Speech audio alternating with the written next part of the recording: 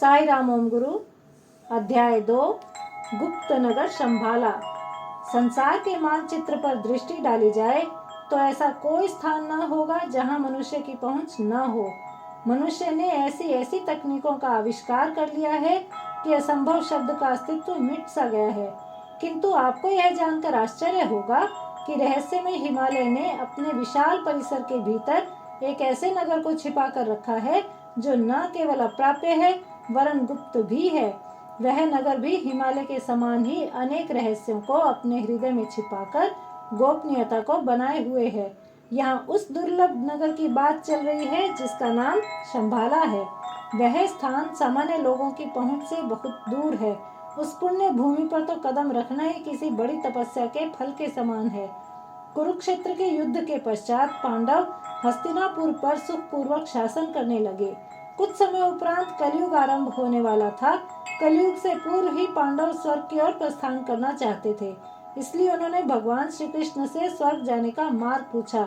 इस पर मुरलीधर ने उन्हें शंभाला से अवगत करवाया। यदुनंदन ने बताया कि शंभाला का मार्ग है तो अत्यंत जटिल, परंतु मोक्ष प्राप्ति के लिए श्रेष्ठतम है। महर्षि वेद व्यास के परामर्श से पांडवों ने स्वर्ग की ओर प्रस्थान किया। उन्होंने शंभाला के मार्ग से स्वर्ग जाने का निश्चय किया।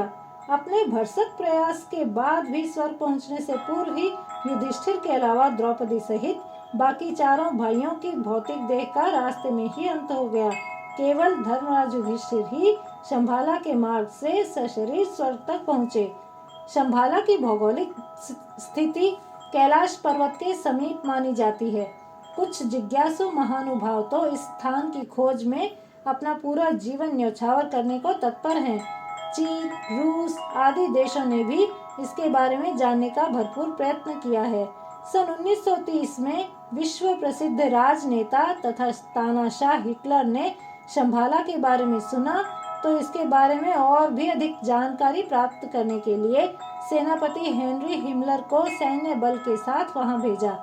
हिमलर वहां पहुंचने में विफल रहा, किंतु उसने यहाँ वहां से जानकारी इकट्ठी कर हिटलर को बताया कि शंभाला स्वर्ग तुल्य है तथा वहां देवताओं का वास है। यह सुनकर हिटलर की शंभाला के प्रति उत्सुकता और भी बढ़ गई। अपनी जिज्ञासा की शांति के लिए उन्होंने स्वयं वहां जाने का निश्चय किया। इसके लिए योग, मंत्र तथा संस्कृत भाषा का ज्ञान प्राप्त किया और तो और स्वास्तिक को अपना प्रतीक बना लिया। पूरी पृथ्वी पर विजय पाने की क्षमता रखने वाले हिटलर ने शंभाला की ओर गमन तो किया, किंतु उन्हें भारी मन के साथ खाली हाथ लौटना पड़ा। हेलेना ब्लावत्स्की नामक रूसी तांत्रिक माताजी शंभाला के मार्ग पर भटक गई थीं, परंतु बाद में वे वहां से बचकर निकल आईं। ऐसी कठिन परिस्थितियों से बचकर निकलना इतिहासकारों के लिए चौंकाने का विषय था। एक फ्रांसीसी अन्वेषक अलेक्जेंडर डेविड ने सन 1912 में बौद्ध गुरु दलाई लामा से भेंट कर शंभाला के बारे में जानकारी प्राप्त करने का प्रयत्न किया। हिंदू पुराणों में शंभाला का उल्लेख पाया जाता है। प्रत्येक पूर्णिमा को वहां अद्भुत घटनाएं होती हैं। ऐसा विश्वास है कि श्री हनुमान जी वहां मुनि के वेश में रहते हैं। ऐसा भी विश्वास है कि कलयुग की समाप्ति के बाद श्री विष्णु का कल के अवतार वहीं पर अवतरित होगा। बौद्ध पुराण में भी शंभाला को सम्मिलित किया गया है तथा उसके विषय में लिखा गया है। उसके अनुसार शंभाला निवासी निरोगी होते हैं, वे सुखपूर्वक जीवन यापन करते हैं। वहाँ की भूमि अत्यंत उपजाऊ है जिसे श्वेत भूमि के नाम से जाना जाता है। महात्मा बुद्ध ने अपने पुस्तक काल चक्र में लिखा है, जब पृथ्वी पर अधर्म की अति हो जाएगी तब शंभाला के देवगण इस धरा का प्रबंधन करेंगे। यह घटना सन 2424 में घटित होगी। बुद्ध पुराण में शंभाला जाने के दुर्गम मार्ग का भी वर्णन है। ऊंचे ऊंचे रेगिस्तान के टीलों को पार करते हुए छोटे मोटे पहाड़ों को लांघकर हिमालय तक पहुंचा जाता है, जहां से शंभाला की यात्रा को आगे बढ़ाया जाता है।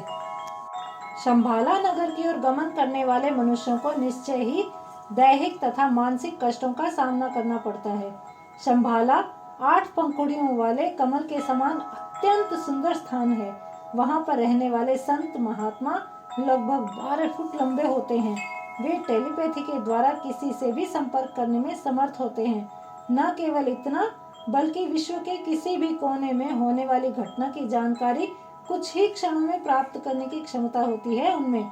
इस प्रकार स्वर्ग की ओर ले जाने वाले मार्ग शंबाला के बारे में जानने की उत्सुकता तथा वहां जाने की तत्परता किसी के भी मन में होना स्वाभाविक है। जय साई राम।